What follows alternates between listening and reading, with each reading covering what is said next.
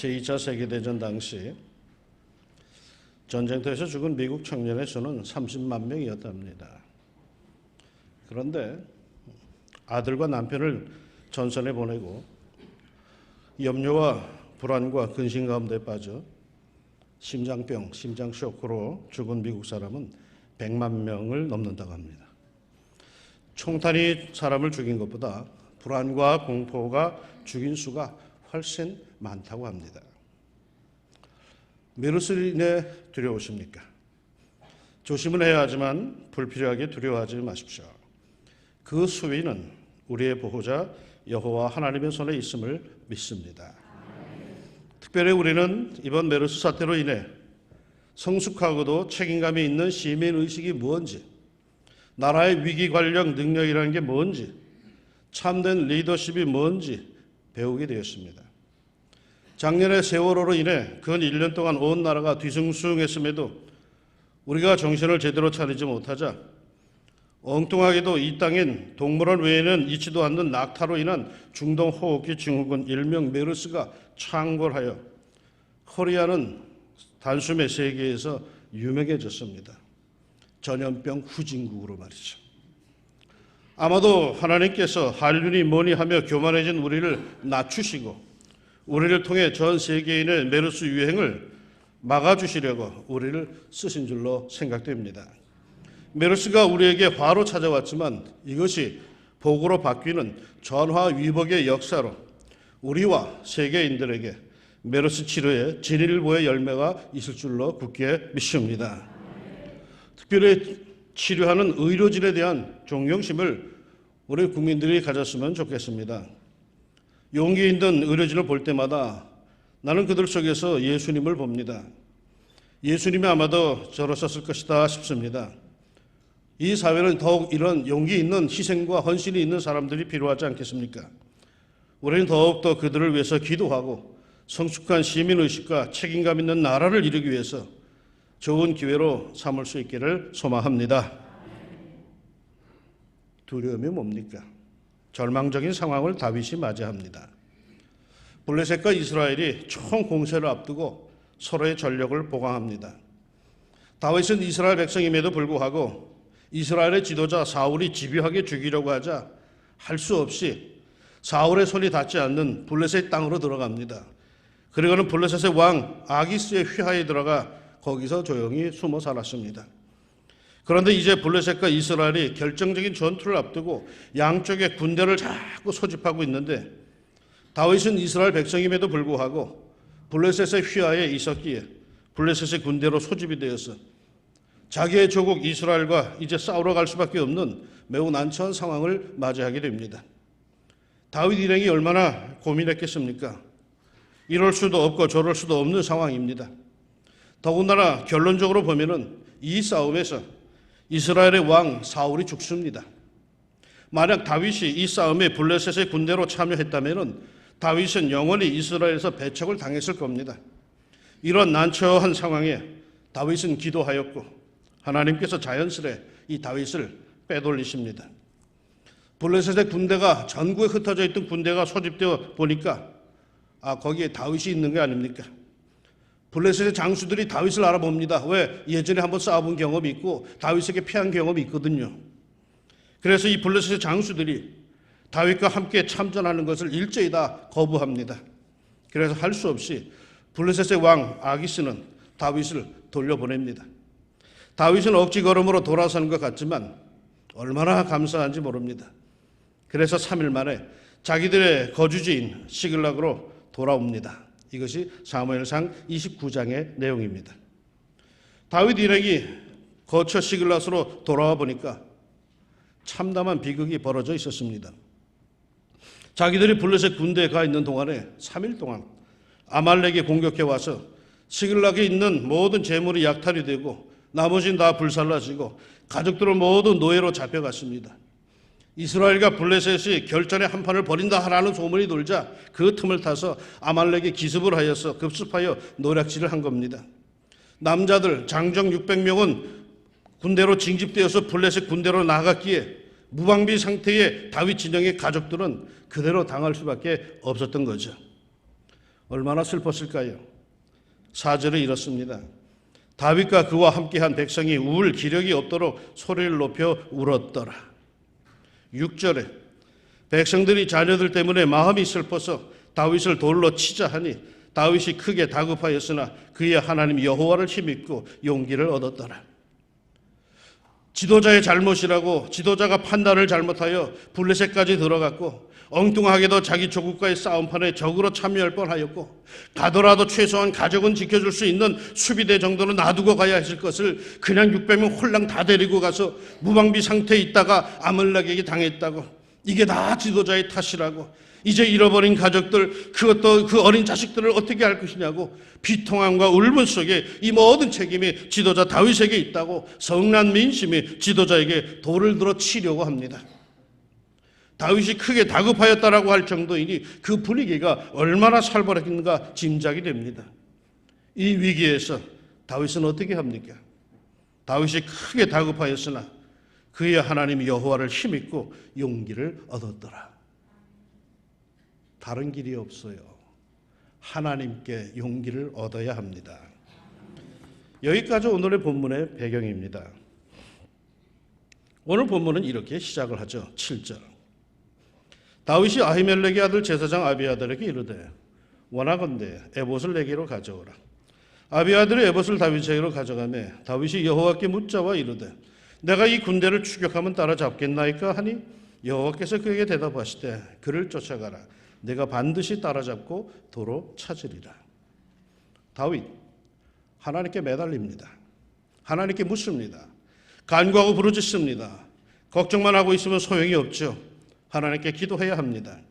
그랬더니 하나님께서 일러주십니다. 그를 쫓아가라. 내가 반드시 따라잡고 도로 찾으리라. 그런데 이상한 것은요, 하나님은 어디로 가야 따라잡을 수 있는지 방향을 가르쳐 주시지 않습니다. 방향을 알아야 따라잡을 수 있는 거 아니겠습니까? 쫓아가라 하시면서 방향을 가르쳐 주지 않는 거예요. 세상에 이런 황당한 일이 어디 있어요? 그곳은 광야예요. 이정표가 있는 동네가 아니에요. 길이 제대로 있을 리가 없죠. 어느 쪽으로 가야 제대로 갈 것인지 분명하지도 않아요. 그런데 그 광야에서 말이에요, 동서남북 어디로 튄지 모르는데 어디로 쫓아간단 말이에요. 우리 같으면 말이죠, 이럴 때 어릴 때 하던 대로 손바닥에 침을 탁탁탁 딱 쳐가지고 침이 튀는 방향으로 아마 그리로 갔을 텐데, 아니면 신발을 높이 던졌다가 떨어지는 방향으로 갔을 텐데, 점잖은 다윗이 그럴 수는 없는 거 아니에요. 도대체 어디로 쫓아가란 말이에요? 쫓아가라 해놓고 어디로 가란 말을 안 해주시니? 그래도 이 사실을 아십니까? 복음서에 보면 예수님께서 응답받는 기도를 가르쳐 주실 때 이런 말씀을 하셨습니다. 구하라 그리하면 너희에게 주실 것이요, 찾으라 그리하면 찾아낼 것이요, 문을 두드리라 그리하면 너희에게 열릴 것이니 구하는 이마다 받을 것이요, 찾는 이는 찾아낼 것이요, 두드리는 이에게는 열릴 것이니라. 구하라, 찾으라, 두드리라는 뜻을 여러분 아십니까?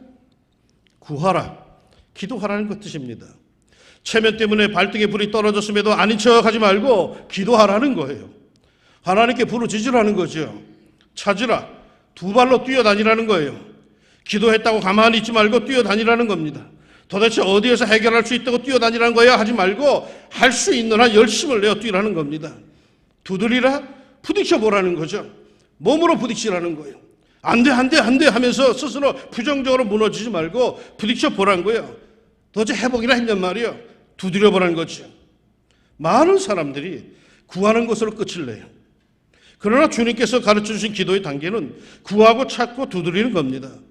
방향을 가르쳐 주시면 좋으련만 동쪽으로 가라 하시든지 남쪽으로 시보리쯤 가라 현이를 만날 것이다 라고 하든지, 아니면 북으로 올라가라 가다 보면 이상한 나무가 있을 것이다 하든지, 뭐 어떤 구체적인 방향 제시를 해 주실 일이지 하나님께서는 많은 경우에 그렇게 안 하신다는 거예요.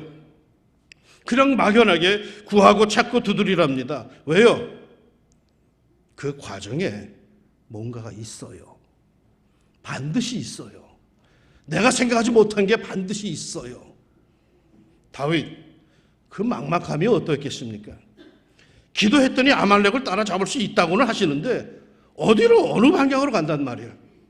마음은 다급하고 잡혀간 가족들을 생각하니까 속은 타들어가고 거저 그 광야에서 이리 뛰고 저리 뛰고 합니다. 이리 갔나 저리 갔나 왔다 갔다 합니다. 그런데 더 기가 막힌 일은요, 이렇게 이리 뛰고 저리 뛰고 하는데 600명 중에 200명이 더는 못 가겠다고 주저앉는 거예요. 한 사람의 도움이 절실한 판인데 3분의 1, 200명이 못 가겠답니다. 아마도 이들은 사로잡힌 가족들이 없었던 모양이에요. 이들이 생각할 땐 이제 다 끝난 거야. 이제 쫓아가면 무슨 소용이 있어. 이제 다 끝난 거야. 아마 그랬을 겁니다. 이미 포기한 사람들입니다. 그래서 할 수 없이 그들을 부솔 시내가에 남겨두고 남은 400명으로 쫓아갑니다. 아말렉을 만나면 싸워야 하는데 그 싸움에 200명이나 참여하지 않겠다는 이 실망스러운 상황에서도 다윗은 실망하기보다는 그저 열심히 구하고 찾고 두드립니다. 방향도 확실하지 않은 그 광야에서 이리 뛰고 저리 뛰며 쫓아갑니다. 이렇게 정신없이 이리 뛰고 저리 뛰고 하는 판에 그들은 들에서 병들어 거반 죽어가는 한 사람을 만납니다. 보아하니까 신분도 귀한 것 같지 않아. 그저 버려진 종의 신분인 것 같아. 당시로는 하찮은 사람이야. 그냥 모른 체하고 지나가도 누가 뭐라고 그럴지 않을 사람이야. 다윗 마음이 얼마나 급한 사람입니까? 빨리 아말렉을 찾아내지 못하면 가족들이 어떤 일을 당하는지 아무도 장담할 수가 없어요. 아말렉을 추격해야 합니다. 분초가 아까운 상황입니다. 그럼에도 다윗은 그 길거리에 죽어가는 사람을 그냥 모른 체하고 넘어갈 수가 없었어요. 왕이 말이요, 모른 체하고 갈 수도 있는 건데 그는 그 바쁜 발걸음을 멈춥니다. 그리고 떡을 주어 먹게 하고 물을 마시게 하고 모아가 뭉치와 건포도를 주어 먹게 합니다. 마침내 그가 기력을 회복하자. 당시 사람들이 만날 때 통상 그러듯이 다윗이 예의 바르게 그냥 묻습니다. 시간이 바쁜 이 다윗이 말이요, 속이 타들어가는 이 다윗이 그 사람이 기력을 회복할 때까지 기다렸다가 기력이 들자 묻습니다. 다윗이 그에게 이르되 너는 누구에게 속하였으며 어디에서 왔느냐 하니 그가 이르되 나는 애굽 소년이요 아말렉 사람의 종이더니 사흘 전에 병이 들매 자 주인이 나를 버렸나이다. 참으로 불쌍한 소년입니다. 애굽 소년인데 어째서 아말렉인의 종이 됐을까요? 어릴 적에 아마도 그 부모가 너무 가난해서 팔아버린 것 같아요. 그 신세도 서러운데 아말렉 주인이 말이야 평생 부려먹다가 병이 나니까 쓸데없다고 광야에 버려버렸어요. 죽어도 좋다는 거죠. 참으로 비참한 신분의 아이였습니다. 그런데 놀라운 말이 다윗이 묻지도 않은 말이 소년의 입에서 튀어나옵니다. 우리가 그레 사람의 남방과 유다에 속한 지방과 갈렙 지방을 침노하고 시글랏을 불살랐나이다. 묻지도 않은 말을 합니다. 무슨 말? 3일 전에 우리가 시글락을 침략하여 불살랐나이다. 다윗이 묻지도 않은 정보가 그 소년의 입에서 튀어나온 겁니다. 지금 다윗이 가장 바라던 정보가 바로 그 정보인데 그 정보가 소년의 입에서 튀어나올 줄 누가 알았겠습니까? 다윗이 다시 묻습니다. 다윗이 그에게 이르되 네가 나를 그 군대로 인도하겠느냐? 소년의 대답 물론입니다. 저를 살려주시는데 왜 못하겠습니까? 다윗은 그 소년의 인도를 받아서 아말렉의 본거지를 찾아내었고 급습을 하여서 잃어버린 재물과 가족들을 모두 되찾게 됩니다. 가족들을 잃었다고 다윗을 죽이겠다고 돌을 들던 그 민심이 돌변하여서 다윗 만세를 불러댑니다. 하나님께서 붙잡아 주시고 하나님께서 도와주실 때에 역사는 이루어지고 회복은 이루어집니다. 무슨 일을 당해도 우리 하나님을 의지합시다. 그런데 말이죠, 이거 하나는 우리가 분명히 주목합시다. 문제 해결의 방법이 어디서 왔습니까? 기도하고 간구하고 부르짖고 찾아다니고 부딪히고 두드리는데 결정적인 해결책은 어디서 왔습니까? 병들어 길에 버려졌던 그 보잘것없는 한 소년으로부터 왔습니다. 기대도 하지 않은 하찮은 사람에게서 왔습니다. 우리에게 축복의 통로가 될 사람은 결코 멀리 있지 않습니다. 바로 내 곁에 있을 겁니다. 그것도 내 도움이 필요한 사람으로 있습니다. 하나님께서 그렇게 만들어주셨군요. 별 볼 일 없는 사람을 우리가 귀하게 여겨야 할 이유가 하나님께서 그 사람 속에 내 인생에 필요한 것들을 담아놓기 때문입니다. 그에게 행복의 답이 있거든요. 세계적인 마케팅 전문가로 유명한 조 비테이라고 하는 사람이 있답니다. 이 조 비테이라고 하는 사람은 젊은 시절에 그의 아내가 오랜 암투병 끝에 세상을 떠납니다. 병간호 하느라고 그가 그때 모든 재정 돈은 다 바닥이 났습니다. 두 아이를 홀로 양육을 해야 할 어려운 처지입니다. 어느 날 그는 총 재산이 $4, $4를 갖고 빵과 우유를 사러 갑니다. 그런데 가는 길에 30대의 젊은 부부가 어린아이를 안고 햇볕이 내리쬐는 길가에 앉아 구걸하는 모습을 봅니다. 마음에 갈등이 생깁니다. 얼마나 어려울까. 그렇지만 그는 그냥 꾹 참고 지나쳤습니다. 왜? 이 4달러는 내 자식들을 먹여야 될 거니까. 그러나 얼마 못 가서 그는 다시 되돌아옵니다. 그리고 자기가 갖고 있던 것의 절반인 2달러를 눈 딱 감고 그들에게 나눠줍니다. 그런데 그 후 그는 이상하게도 놀라운 경험을 하게 됩니다. 지금껏 경험하지 못한 넘치는 기쁨을 느끼기 시작합니다. 받아야지만이 기쁨이 충만한 줄 알았더니 이 어려운 상황에서, 줄 수 없는 상황에서 내가 용단을 내리고 뛰어줬을 때 그 찾아오는 기쁨이 엄청나다는 것을 그가 느끼기 시작합니다. 그리고는 그 뒤로부터 그에게 행운이 지속됩니다. 그는 그것이 계기가 되어서 성공한 사람들, 부자들의 삶을 연구하게 되었는데, 놀라운 것은 그들에게는 공통적으로 나눔과 베푼의 삶이 반드시 있었다는 사실입니다. 부자가 되어서 나눔과 베품의 삶을 사는 것이 아니라 나누고 베풀기에 부자가 된다는 것이었습니다. 물론 부모들로부터 물려받는 것은 그건 제외가 자수성가한 사람들 중에 그렇다는 겁니다. 반드시 어려운 가운데 늘 베푸는 삶을 사는 사람에게 재산이 불어난다는 거예요.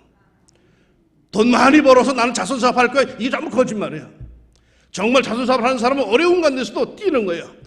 남에게 나눌 수 있는 거예요. 왜? 거기에 큰 하나님이 숨겨놓으신 기쁨이 있거든요. 우리는 말이요, 움켜짐으로써 행복해지는 사람들이 아니죠.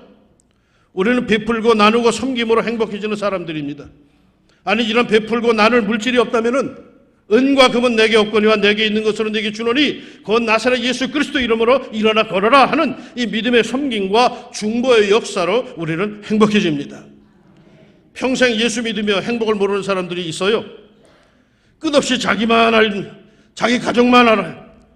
그리스도인은 줌으로, 나눔으로, 섬김으로 행복해지는 건데, 그렇게 섬길 때 그곳에 해결책이 있고 축복의 잼이 터지는데 모든 것을 자기가 해결하겠다고 길을 씁니다.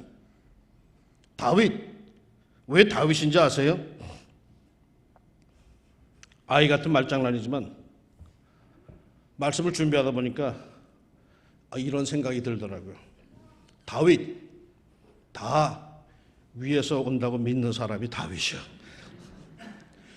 자기가 열심히 뛰어다니고 땀 흘리지만 그러나 궁극적으로 다 위에서 하나님께서 내려주신다고 믿는 사람이 이게 다윗이야. 내게 있는 것으로 누군가를 섬길 때에, 나눌 때에 다 위에서 내려오고 거기에 행복이 있고 하나님의 도움의 역사가 있습니다. 그토록 당황스럽고 긴급하고 속이 타들어가는 마당에 죽어가는 한 소년을 그냥 지나치지 못하고 그거를 먹이고 치료하고 살려내자 그 소년으로부터 인생의 해답을 얻습니다. 그토록 자기가 찾아 헤매던 답을 얻습니다. 이게 하나님께서 묻어두신 축복의 원리, 기도응답의 원리입니다. 왜 하나님께서 쫓아가라 하시면서 방향도 안 가르쳐 주셨을까요? 다 이유가 있었던 거죠. 구하라, 찾으라, 두드리라 하시면서 왜 대상도 길도 안 가르쳐 주시는 거예요? 다 이유가 있는 거죠. 시간이 급하고 물질이 궁하다고 인생까지 살지 말고 섬기면서 우리 살아갑시다. 나누며 살아갑시다. 망할 것 같지만 안 망합니다. 다 위에서 내려주시는 분이 계십니다. 우린 연초에 올해는 말이죠, 내게 있는 것으로 내게 주노니 라는 자세로 살자고 했습니다. 한 해 절반이 이제 지나갑니다. 얼마나 주셨습니까? 얼마나 베풀고 나누었습니까? 올해 우리 왕중 성도들은 움켜짐으로 부자 못 됩니다. 왜요? 우린 이미 소원을 했걸랑요. 연초에 우리는 올해는 주님 다른 때는 몰라도 올해는 예수님처럼 주며 살겠습니다. 우린 다 소원을 했어요. 그러니 끌어모으는 건 절대로 주님의 뜻이 아니요. 나눌 때에 끊임없이 채워주시는 우리 하나님의 은혜와 축복이 있음을 믿습니다. 내게 있는 것은 내게 줄 때에 새로운 축복의 문이 열리는 거죠. 내게 있는 것은 내게 줄 때에 새로운 역사가 열리는 거죠. 내게 있는 것은 내게 줄 때에 하나님의 기쁨 속에 인생의 해답이 주어지는 거죠. 오랫동안 알아오던 것에 대해서 답이 주어지는 거죠. 여러분, 다 위에서 내려오는 겁니다. 저 위에 계시는 우리 아버지 하나님께서 내게 있는 것으로 내게 주노니 하며 살라십니다. 그러할 때에 어려운 일을 돌아보고 나누고 베풀 때에 하나님의 큰 복이 우리에게 임할 줄로 믿습니다. 이 복을 누리시는 성도들이 되시기를 축원합니다. 기도합시다. 하나님 아버지, 내게 있는 것은 내게 주노니 연초에 우리는 다 약속을 했습니다. 올해는 그렇게 살아보지요. 하나님 결심했습니다. 얼마나 우리가 주며 살았는지 한 해의 절반 지나갈 때 우리가 스스로 돌아봅니다. 물질을 준 사람도 있고 마음을 준 사람도 있고 사랑을 준 사람도 있고 건강을 준 사람도 있고 믿음을 나눈 사람도 있고 나름대로 다 자격이 있는 것 하나님 나눌 수 있게 하셨음을 감사합니다. 하나님, 이제 우리가 올해 하반 절반을 남겨놓고 있습니다. 마저 우리가 줄 수 있는 자들 풍성함이 있게 하여 주시고 주어도 마르지 않는 축복의 샘들이 우리에게 다 있게 하여 주옵소서. 특별히 하나님, 나약한 사람들, 정말 어려운 사람들 돌아보게 하여 주시고 내 주변에 힘들어하는 그런 사람들 하나님 꼭 붙잡아 줄 수 있는 자들 되게 하여 주시사 그들이 곧 우리에게 축복의 키인 것을 알게 하여 주시고 그들을 통하여서 내 인생의 결정적인 것들이 도움을 얻을 수 있는 역사가 꼭 있게 하여 주옵소서. 사랑하는 우리 교우들 축복하시고 이들을 통하여 영광받아 주시옵소서. 예수님의 이름으로 기도합니다. 아멘.